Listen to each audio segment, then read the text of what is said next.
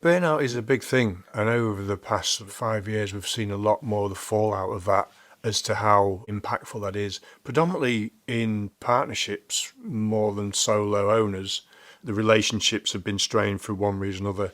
We're dealing with a gentleman at the moment who is, the both of them got a successful business, but clearly the relationship has just fallen out.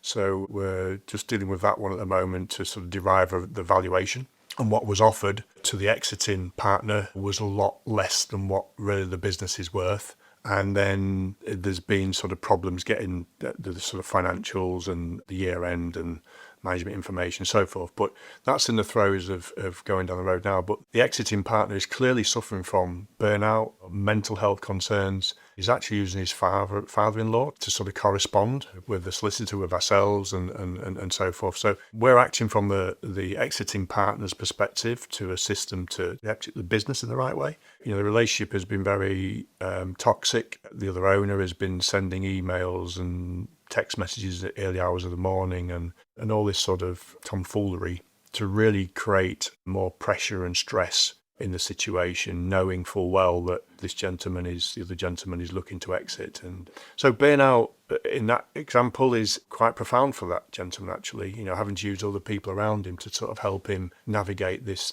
journey. And also, if the owner is feeling burnt out, put that analogy to one side, but if the owner is sort of feeling burnt out, when it's starting that question as to why they are feeling that at the early stage, because really part of exiting the business or selling the business is so they're not actually integral to it. They're actually working on the business holistically, being more of a board level or advisory level, as opposed to actually the day-to-day grind of operations and processes and so forth. So really, if they're starting to feel burnout, then this is the ideal time to start thinking, okay, I now need to start thinking about how I exit this business and what plans I now need to do to get myself in that position so that if the level of this burnout is going to increase over a period of time, I've got a mechanism to deal with that if that is the case. So, I'd highly recommend that if you're feeling that it's becoming overwhelming for you at the moment and you don't find a way and means of doing it, because working on your exit plan, that will automatically start to lift you out of that day-to-day running of that business and position you accordingly. And that in its own right will help reduce that burnout level.